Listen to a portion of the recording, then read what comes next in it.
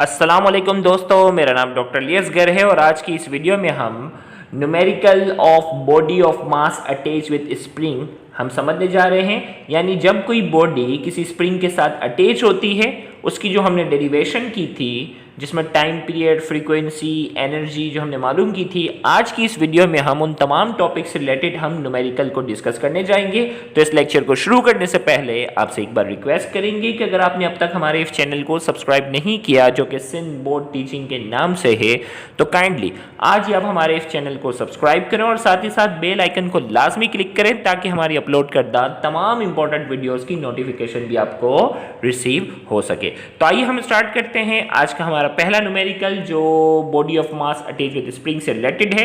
आइए पहले मैं इस सवाल को समझता हूं, डेटा को हम समझेंगे और सोल्व कैसे करेंगे वो भी डिस्कस करेंगे। सबसे पहले 100 gram block is attached to a spring placed on horizontal frictionless table. When a force of 5 Newton is applied to spring, it is stretched 20 centimeter. Calculate number 1 spring constant, number 2 frequency, number 3 period of oscillation when mass is set in simple harmonic motion। 2001 के supplementary exam में ये numerical आ चुका है। तो इसमें हमें कहा गया है, सबसे पहले तो यहाँ देखो एक ब्लॉक है जिसका मास 100 ग्राम है। तो मैंने डेटा में यहाँ लिखा मास 100 ग्राम है, ग्राम को किलोग्राम में कन्वर्ट करना मत भूलिएगा, इसीलिए मैंने 100 को 1000 से डिवाइड करके किलोग्राम में कन्वर्ट किया। अब कहा जा रहा है ये ब्लॉक जो है वो हॉरिजॉन्टल फ्रिक्शनलेस सपोर्ट टेबल पर मौजूद है। When a force of 5 Newton is applied, 5 Newton की फोर्स जब इसके ऊपर अप्लाई की गई, डेटा में मैंने लिख दिया F हमारे पास है 5 Newton. It is stretch 20 centimetre. Spring जो था ना, जैसे मैंने 5 न्यूटन की फोर्स अप्लाई की, स्प्रिंग में खिंचा हुआ है। कितना स्ट्रेच हुआ? 20 सेंटीमीटर में स्ट्रेच हुआ, यानी x की वैल्यू है, सेंटीमीटर को मीटर में कन्वर्ट करना नहीं भूलना है। 20 को मैंने 100 से डिवाइड किया तो ये हमारे पास हो गया 0.2 सेंटीमीटर। अब हमें मालूम क्या करना है, कैलकुलेट स्प्रिंग कांस्टेंट यानी k की value, frequency and period of oscillation यानी time period. Time period, frequency और स्प्रिंग कांस्टेंट क्या करना है, हमें मालूम करना है। तो सबसे पहले हमने देखा हमारे पास F भी है, हमारे पास X भी है। तो इन दोनों की मदद से क्या कर लेते हैं, हुक्स लॉ के फॉर्मूला की मदद से हम K निकाल सकते हैं। अब देखो भाई, K हमारे पास है, अब F बराबर होता है KX के। अब इसी तरीके से आपको जो है वो K चाहिए था, तो हमने क्या किया, X यहाँ मल्टीप्लाई हो, वहां जाकर डिवाइड, तो K बराबर हो गया F ओवर X। F की वैल्यू हमारे पास 5 है, X की वैल्यू 0.2 है। हमने 5 को 0.2 से डिवाइड किया तो वैल्यू कितनी आ जाती है, 25। इसकी यूनिट जो है ना न्यूटन मीटर नहीं होगी, न्यूटन पर मीटर होगी, क्योंकि ऊपर न्यूटन है नीचे मीटर है। तो न्यूटन पर मीटर जो है उसकी यूनिट है। और न्यूटन भी स्मॉल में कभी मत लिखना, कैपिटल में लिखना होगा, वरना एग्जामिनर नंबर माइनस करेगा। तो K की वैल्यू आ गई। अब जो है वो इसके बाद हमारे पास जो है, इसके बाद हमारे पास टाइम पीरियड की बात करते हैं। तो टाइम पीरियड भी हमारे पास जो है, इसका फॉर्मूला T बराबर है 2π√m/k। ये ड्राइव किया था ना formula, time period of the body of mass attached with spring वाला, ये हमारे पास फॉर्मूला है। अब हमारे पास K की वैल्यू है, मास भी हमें दिया गया है 0.1 kg, पाई की वैल्यू 3.14 है। वैल्यू सिर्फ पुट करनी है और हमें आंसर लाना है। तो मैंने इसमें वैल्यू पुट की, पाई की वैल्यू 3.14, 2 अपनी जगह है, मास मैंने यहाँ वैल्यू पुट की, K की वैल्यू निकाली। आपने कैलकुलेटर से सॉल्व करना है, टाइम पीरियड की वैल्यू आ जाती है 0.39 सेकेंड। अब फ्रीक्वेंसी हमें चाहिए, तो फ्रीक्वेंसी हमारे पास बराबर होता है F बराबर होता है 1/T। अब T हमारे पास कितना है, 0.39। 1 को जब मैंने 0.39 से क्या किया है, 1 को जब मैंने 0.39 से डिवाइड किया है तो F की वैल्यू कितनी आ जाती है, 2.5 हर्ट्ज। ये हमारे इस न्यूमेरिकल का आंसर है। तो इसके साथ ही हमारा ये पहला न्यूमेरिकल सॉल्व हुआ। आइए हम दूसरा पास पेपर का न्यूमेरिकल इसी टॉपिक से रिलेटेड हम करने जा रहे हैं, जो कि 1998 के पास पेपर में आ चुका है।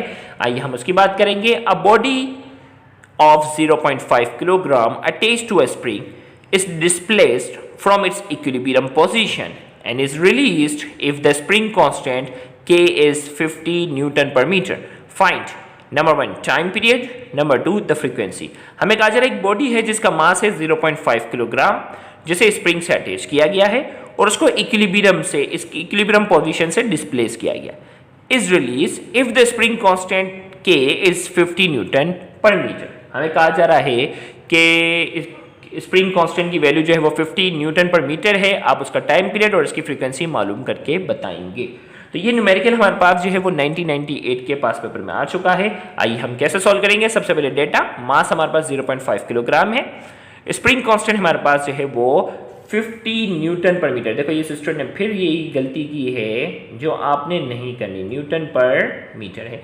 टाइम पीरियड चाहिए, फ्रीक्वेंसी चाहिए। सबसे पहले टाइम पीरियड है, मास भी है, के भी है, सिर्फ वैल्यू पुट करनी और आपके पास आंसर आ जाएगा। आप उसने जैसे भी सॉल्व किया है, आपकी मर्जी है, इसने स्क्वायर लगा दी है किया, आपने सिंपल वैल्यू पुट करके आंसर लाना है, अपने तरीके से सॉल्व करें, आपका आंसर आ जाएगा 0.627 सेकेंड। फिर हमें चाहिए फ्रीक्वेंसी, फ्रीक्वेंसी हमारे पास बराबर है 1/t, t की वैल्यू हमारे पास है 0.627, 1 को हमने 0.627 से डिवाइड किया, फ्रीक्वेंसी हमारे पास आ गई 1.59 हर्ट्ज, जो कि हमारे इस न्यूमेरिकल का आंसर है। फिर इसके बाद जो है वो body of mass attach with spring से रिलेटेड एनर्जी वाली जो डेरिवेशन थी ना, उससे रिलेटेड ये न्यूमेरिकल है और ये 2010 के पास पेपर में आ चुका है।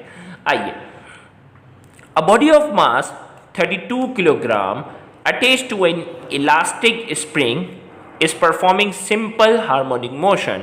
Its velocity is 0.4 meter per second when the displacement is 8 centimeter towards right. If the spring constant is 0.4 Newton per meter, calculate. Number 1 total energy, number 2 amplitude of its motion. हमें कहा जा रहा है एक body है जिसका मास है 32 kilogram, data में मैंने यहाँ लिखा 32 ग्राम, सॉरी, किलोग्राम में कन्वर्ट करने के लिए 1000 से डिवाइड कर दिया, ये हो गया 0.032 किलोग्राम, जो कि सिंपल हार्मोनिक मोशन परफॉर्म करी और इसकी वेलोसिटी है 0.4 मीटर पर सेकेंड, वेलोसिटी यहाँ रख दी। उस वक्त इसका डिस्प्लेसमेंट जो था वो 8 सेंटीमीटर था, सेंटीमीटर को हमने मीटर में कन्वर्ट किया, यानी 100 से डिवाइड किया तो 0.08 मीटर हुआ। If the spring constant is 0.4 Newton पर मीटर, स्प्रिंग कांस्टेंट यानी के की वैल्यू हमारे पास है 0.4 न्यूटन पर मीटर, न्यूटन हमेशा कैपिटल लिखिएगा, ओके, न्यूटन पर मीटर। हमें कहा जा रहा है आप उसकी टोटल एनर्जी मालूम करके बताएं, और हमें कहा जा रहा है एम्पलीट्यूड ऑफ इट्स मोशन, आप एम्पलीट्यूड मालूम करके बताएंगे। टोटल एनर्जी जो होती है वो बराबर है kinetic energy plus potential energy के। काइनेटिक एनर्जी हमारे पास बराबर है हाफ mv² के, पोटेंशियल एनर्जी का जो फॉर्मूला है वो हाफ kx²। भाई काइनेटिक एनर्जी हाफ mv² और पोटेंशियल एनर्जी होती है वो हाफ kx², और टोटल एनर्जी जो है वो kinetic energy plus potential energy है। तो हमारे पास मास भी है, वेलोसिटी भी है, स्प्रिंग कांस्टेंट भी है और डिस्प्लेसमेंट भी है। हमें पहले मरहले में क्या करना है, इस वैल्यू को क्या करना है, हमें जो है वो वैल्यू यहाँ क्या करनी होगी, पुट करनी होगी। हाफ m हमारे पास है 0.032, वेलोसिटी जो थी वो 0.4 मीटर पर सेकेंड थी, ओके, यहाँ रख दिया, इसके ऊपर स्क्वायर भी आ गया, प्लस हाफ k की वैल्यू हमें दी गई है 0.4, x की वैल्यू हमारे पास थी 0.08 और इसके ऊपर भी स्क्वायर है। तमाम वैल्यू को सॉल्व किया, सॉल्व करते वक्त हमारे पास एनर्जी की वैल्यू आ रही है 3.84 एक्सपोनेंट -3 जूल।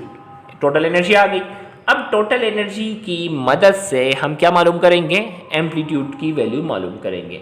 एम्पलीट्यूड को किससे शो करना है, x0 से। तो टोटल एनर्जी का एक और फॉर्मूला हमारे पास जो है, टोटल एनर्जी का हमारे पास जो एक और फॉर्मूला है वो क्या है, टोटल एनर्जी बराबर है हाफ kx02।